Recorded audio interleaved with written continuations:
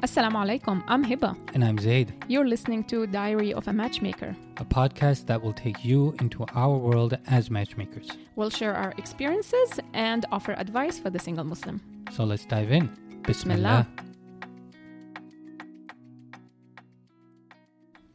Assalamu alaikum everyone. Welcome to another episode of Diary of a Matchmaker. My name is Zaid, and on the other mic is my wife and co-host Hiba. Hello, assalamu alaikum. Halal dating. What? That's a term that I keep seeing. I've been seeing it on Instagram. I mean, we have the word dating in our service, and of course that word itself carries a lot of negative connotations. And then when you put halal dating, it just sounds like an oxymoron. Halal pork. Yeah, it's kind of like saying halal pork, right? But like, for example, if you look up the app Salams on Instagram, you'll see right under their profile, I'm pretty sure it's still there, the word halal dating. And now this episode isn't meant to bash apps or other services, but rather think how as Muslims we can approach marriage living in the West. Because we're surrounded by non-Muslims. Right? And non-Muslims, their whole thing is date the person for an X number of time, months, years, whatever it might be, and then get married. Or sometimes have kids and then get married. That too. But aside from the sexual component of dating, there is that belief that you should, quote unquote, get to know a person before getting married. Of course. But Islam isn't necessarily against that. Right? And the deeper question is, how can we get to know a person without falling into haram? Right. Because we all know the hadith that if a man and a woman is alone, then shaitan is the third. Mm-hmm. So how can we get to know someone without falling into haram? Is there a middle ground? Because on the one end, we have conservatives saying, no, don't do these things without the involvement of parents, without parent supervision. And on the other end, you have liberals saying, I want to meet somebody on my own at a coffee shop or somewhere, and I want to talk to them on my own terms, and then involve parents, and then we can get married. Right. So how do we figure out this middle ground? Is there a middle ground? I really don't know. I know there is a middle ground, but it's a matter of finding it. And especially in this day and age, living in the West, but even people living in the East, like it's becoming a little bit difficult to get to know the person in depth before marrying them. And on the other hand, if you don't do that, we see a lot of marriages are ending and very early on. Yeah. Because like we shared in the previous episode about divorce, it's happening because of incompatibility. Right. So clearly there is a need to talk to the opposite gender to assess compatibility. Yeah. I think it all starts with intention. Yeah. Is your intention when you're talking to this person, is your intention or both your intentions, are they geared toward marriage, or are you just hooking up, companionship, spending time, talking to a friend? They're like your friend. Right, but is intention itself enough to start with? I mean, let's say we weren't married, right? And I don't know, we were talking at a matrimonial service and we lived locally. And we sincerely want to get married. That's our intention. Is it okay for us to just go meet at Tim Hortons and say, okay, this is just for the purpose of marriage, but hey, it's a public place. We're just meeting for the purpose of marriage. We haven't exactly told our parents that we're meeting in a public place. Is that okay? I think without parents knowing, it's not okay. It's not okay. Yeah. Okay, let's say your parents did know. If my parents knew and our intentions are clear and we are meeting at a public place and we're not holding hands, we're not touching or anything, I think it's a good way to get to know the person. I know it's going to be controversial and all of that, but remember that we're not trying to pass any fatwas of course, here. We're just honestly, we're just like asking ourselves questions, because the other day we were taking a walk and we started just talking about this because the topic came up multiple times. Right. And there must be a way. Now, we know the Prophet ﷺ said that there shouldn't be a khalwa between a guy and a girl. Right. Now, what is a khalwa? A khalwa is a guy and a girl meeting alone at a closed place, not in In public. a closed place. In a closed place, exactly. Now, if they're meeting in public with the knowledge of the parents and their intentions are clear, I think it would be okay. But this is not like a fiqhi opinion or anything. We're just honestly thinking out loud. I think I would be okay with that. Mm-hmm. Yeah. I mean, yeah, I would definitely tell my parents with their approval. I think I'd be open to that. Mm-hmm. But before meeting, we would just set some very clear boundaries. Mm-hmm. And make sure our intentions are pure. Of course. Now, somebody could say, then why not do that with the girl's mahram sitting at another table just watching? Yeah, I mean, because let's be honest, even if the mahram's sitting on another table, would you feel comfortable? If your mahram was sitting on another table, I don't think I would feel 100% comfortable and open and vulnerable with you. I don't think you would get to know me 100% if there was another set of eyes watching me. But he's not sitting on the same table. He's not listening to the conversation. So you could say whatever you want. He's watching me though, right? I guess. Yeah. Yeah. Yeah, it feels weird just like picturing this. But let's compare that to live events, Mm-hmm. right? Because you and I talked about this. With live events, typically what happens is guys and girls showing up to an event, they're all single. In most cases, the girl's mahram isn't there. In some cases, I have seen the mom or dad show, but in most cases, the mahram's not there. And the only other people there are the volunteers and organizers. So... How is that different? How is that different, right? And they're meeting for the purpose of marriage in public, like are surrounded with people, and their intentions are clear. Right. And I mean, it's a matrimonial event, so obviously they're there for the purpose of marriage. Yeah, and supposedly the parents do know. Right. So, I mean, if you want to get nitpicky, technically that's more quote-unquote wrong than going to Tim Hortons because this is a closed room. Yeah, right? But it is closed, but they're not alone in it. So True. In another way, they are in public because they're surrounded with people. Right. Yeah, but I mean, it's about principle. If that is haram, then this should be haram, right?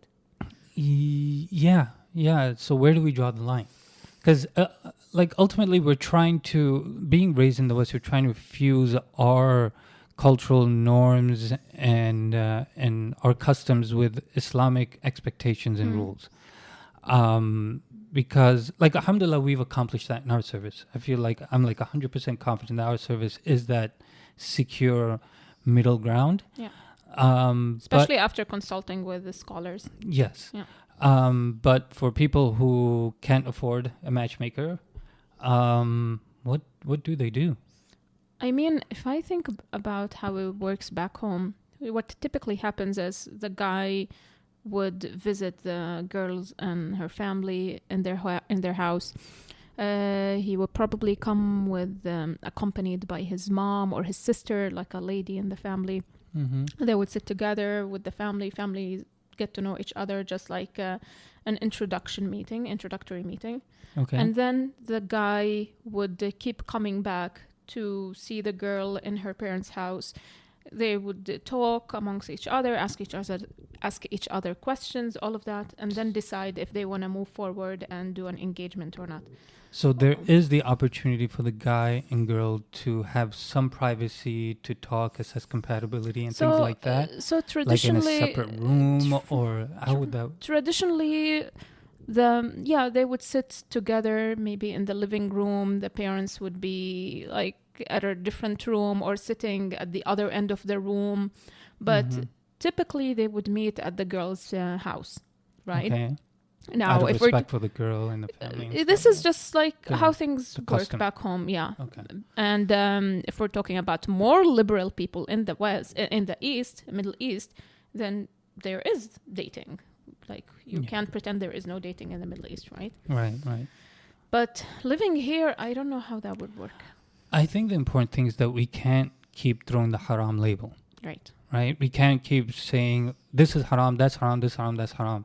Because the more we keep throwing that label, the more enticing haram becomes, because we can't keep closing the doors to halal. We have to push forward and make things easier for Muslims, because the sunnah was that the Prophet ﷺ always made the path to marriage easy. Right. So we talked a little bit about, in the segregation episode about, book clubs, like creating controlled, safe environments for guys and girls to meet for the purpose of marriage. Live events, our service. There are ways to make it work. I would honestly like to pick the brain of a scholar or an established sheikh who lives in the West. Yes, I was just about to say that, because you get somebody over in Saudi or Syria, they're going to say haram, haram, haram, and then the conversation's over. Yeah, but just understand the logic of it, the principle itself, and see what they think. Yeah, because someone like a scholar here in the West, raised in the West, would understand the needs and demands, and not just that, but the norms, right, of the West. What about a virtual setting when a guy and a girl are talking on a matrimonial website, Hafardeen or something? So if we're talking about khalwa, then when they are talking alone, there is a virtual khalwa, right? But again, if they're not going to do that, then how are they going to get to know each other? So let's be honest, let's be transparent. Like when we were talking, I guess that was a form of khalwa, because we were talking through WhatsApp and we were talking through Skype, and then we met on HOD. Yeah. So, of course, our parents knew, and they knew that we're talking on Skype and all of that. But it's about principle. If the khalwa is if a guy and a girl sitting together talking about marriage, all of that is haram. Then let's say they're a guy and a girl met on a matrimonial website. He lives in the East Coast, she lives in the West Coast. How are they gonna talk to decide if they even want to make the trip and meet, right, and involve the families?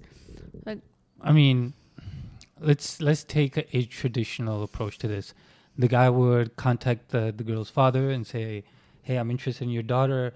And then by the permission of the wali, then he would start talking to the girl, right? But he haven't talked to her first to decide if he's interested in her or not. So they need to talk first to see if there's something to talk about. Well, in order to get that permission, to get that permission, he would first have to talk to the wali. Right? Isn't that how traditionally? Then every profile he sees, a picture he sees on the website, he's gonna ask for her wali's number. Give me your number. You might as well have the wali's number on the profile, exactly, right? I honestly feel like we are tiptoeing around this topic without having clarity, and we don't have that clarity. And I'm sure many other people don't have that clarity, how things would work. I want to stick to the halal. I want to have barakah. I'm serious about marriage. How should I go about it? The thing is that there is no right or wrong to this, right? There should be no right or wrong. No, not necessarily. It's a very gray area. Every situation is different, right? Like you and I were living on different continents, so our situation was different. For other people, they could be living locally, and so they have to navigate that a bit differently. So we can't just have a one-size-fits-all answer, is what I'm saying. Yeah, but honestly, I feel like maybe shuyukh decided to sweep this topic under the rug, not discuss it, because it's uncomfortable. There's lots of question marks around it, and just we'll treat every case separately. But people need clarity. People need answers. Clarity. Yeah, and if a clarity is not offered, they're gonna turn to the not so halal way. I feel that the focus is primarily on topics like the fiqh of marriage, divorce, other topics that are more concrete, and that shuyukh are maybe afraid or uncomfortable, like you said, to dive into the more gray area, which is finding ways to for guys and girls to meet, for them to assess compatibility, to talk, which are all essential components prior to marriage, and providing ways that people can do this in a halal way. And if we keep painting with the same brush of haram, haram, haram, then we're not making progress. I think this gray area was created because shuyukh kept leaving this topic and not talking about it and sweeping it under the rug. I agree. And that's where all the cloudness and clarity started. There should be a discussion, like a real conversation about it, right?